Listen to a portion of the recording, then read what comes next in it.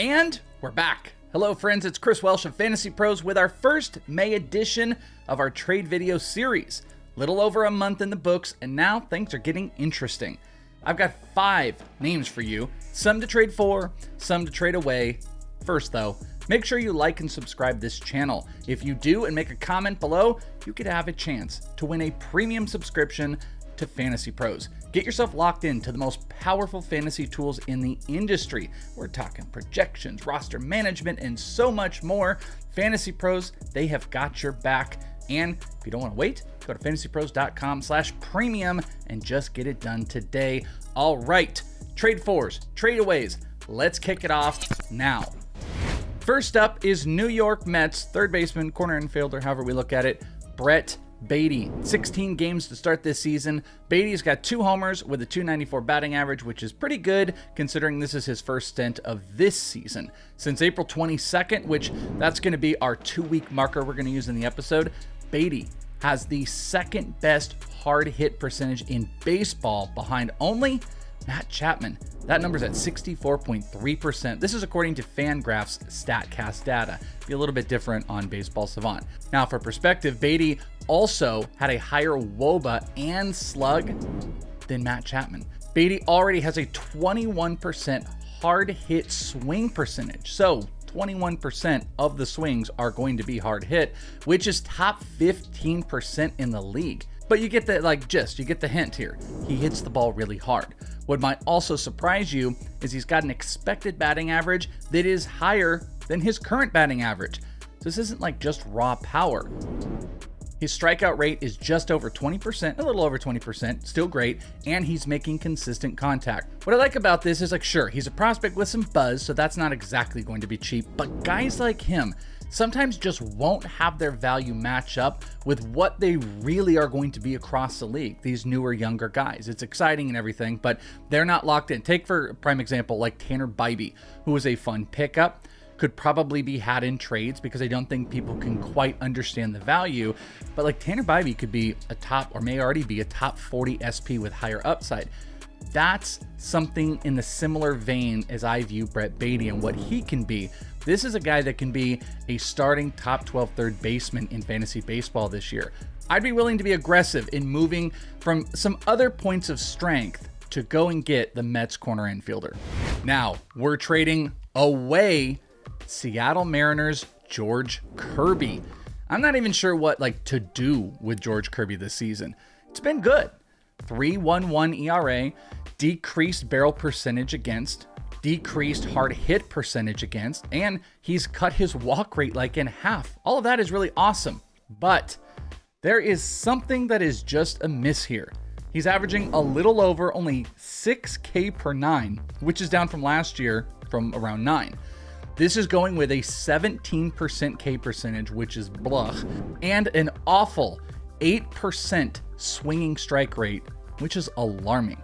He's down a tick on his fastball, and his slider's a little bit of a mess as it shows it's down 3 miles per hour on Fangraphs, but Baseball Savant says that he's essentially scrapped his cutter. Cutter sliders can be seen the same. So what he's throwing is now being designated as a slider, but either way, regardless of however we're looking at that, it is down 200 on the spin. It's got over 200 less spin on it, however we're going to designate this pitch. Now the K rate seems odd, but obviously it could improve because it's so low, and I love command pitchers, but like I said, there's just something off here with him. You know who it reminds me of? It's kind of like Shane Bieber. Maybe he gets away with all of it this year due to that really great command, but I think the wiggle room is less. I'm kind of out on Shane Bieber this year. I'm not out on George Kirby, but the things that are surrounded around his strikeout rate in general really concern me, and I think he might be getting away more than he should, so I might try to go and cash out now while his name is in a positive light. Number 3 on the trade, we are trading for Philadelphia Phillies starting pitcher Zach Wheeler. Zach Wheeler on the season has been so-so. 3.2 record, 4.26 ERA, over 7 starts. His walk rate has jumped and his ground ball rate has decreased. All that's not great. But since April 22nd, our 2-week marker, Wheeler has the 6th best Sierra in baseball at 3.03. This is going along with around a 3.5 ERA. His K percentage has sat around 28% on the season, but over that April 22nd marker, Wheeler's K percentage jumped to 31%. The lower amount of ground balls is obviously contributing to like a career high 340 BABIP. His left on base percentage is also around 62%, which it's like low enough that we know that's going to improve. That's way too low of a number, which all of these things, I think the high BABIP and the really low left on base percentage, those are things that are going to help Wheeler in potentially projecting positive regression. So much of what makes Wheeler good is still holding. The results just haven't been there.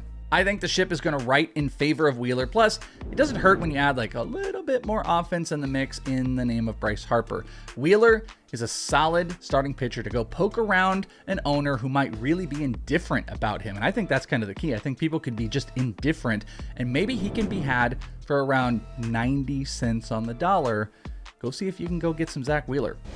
Number 4, we are trading away St. Louis Cardinals Tommy Edmond, shortstop, middle infielder, however you want to look at it. 5 homers, 3 stolen bases. This is going into Sunday. Edmond kind of doing his job. Surprisingly though, the stolen bases, they just like look down. He's gotten 3 stolen bases, caught once, but probably no insane complaints from drafters, I would imagine. I think though, things could have been much worse, and they actually might get that way. Edmond has a 235 expected batting average. As well, he has the 21st worst WOBA to expected WOBA differential in baseball. So that is going in the wrong direction. Throw on top of that an expected slug, which is over 100 points lower than the actual number. Oof. To put this in like more relative terms, we can look at this as a home run versus expected home run. And that total, where he has 5 homers, is an expected home run total of only 3. That's kind of wild to already see guys at this stage of the season with 2 less expected homers. Overall, his EV is down mile per hour, launch angle down 2 degrees, barrels down about 1.5%, and his hard hit percentage down 6%. The quality is fading. His safety net in stolen bases have led to only those 4 attempts all year. The whole team has struggled, and the way that they're managing things also not great. This leads me to think that we could have some roster blowup of some sort. And even if that's just like throwing guys in different spots, it doesn't necessarily mean Edmond's going to lose his job, but the possibility's out there. And Edmond isn't playing well enough to not justify a guy like Mason Wynn potentially taking over his gig in the future, or anyone else. They got a whole roster of guys they just keep throwing around in different spots. It may not happen. He could improve, but with the stolen bases coming down, I think I'd look to sell to a stolen base hungry team right now. And final up, number 1 on the trade for, we're going big. How about Seattle Mariners outfielder Julio Rodriguez? Oh, hello, massive name in the fantasy industry. You know how I know it's time that we start talking about trading for Julio? It's because of the amount of concern tweets I see daily about how worried we should be and that we should be trading Julio away. That's warning sign number 1. Some of the things that are down for Julio besides just his average, his hard hit percentage is down 6%, barrels per plate appearance is down around 2%. And maybe the most worrisome of this is he has a 213 batting average against fastballs. Last year, Julio hit 316 against fastballs. So sophomore slumps are real, and I don't want to excuse things just for Julio, but I think there are reasons to be optimistic. That 213 against fastballs actually carries an xWOBA of 355. If we compare that to last year, he had a 376 xWOBA against his fastball. So you can see the massive difference between batting average this year last year and obviously the fastball, but look at the xWOBA. It's not as big of a gap. This one I like. Julio actually has a higher expected batting average, which is 262 this season, than an expected batting average he had last year, which was only 253 across the whole year. In fact, Julio has the 17th highest XBA versus his actual batting average in baseball. So that's a positive regression look. Even with the tick down across the board on the metrics, things still stand in the red on Baseball Savant for Julio. Lastly, Julio has a 264 BABIP, which is about 80 points lower than what he averaged last season. Positive regression is in play here, folks. Julio struggled to start the season last year. We kind of all know about it. Julio had a 205 batting average between March and April. So as easy as it is to buy in on struggling superstars, in theory, it's just tough for some people to actually pull the trigger and do it, because this is the perfect time. 1 month has passed and the real worries have settled in. Maybe we're in for a big sophomore slump, but I'm taking my shot and I'm going to go buy some Julio Rodriguez where I can. And there you have it, my 5 trades for the coming week. But who are you trading away or trading for? We have to hear about it below. Like, it's a must. Do it. Did you make a move on any of the guys that we just talked about in this video? Even more of a must. When you make that comment, you're entering yourself in for a chance to win a premium FantasyPros account. That's awesome. How cool is that? Like, subscribe, comment, and win? Possibly you.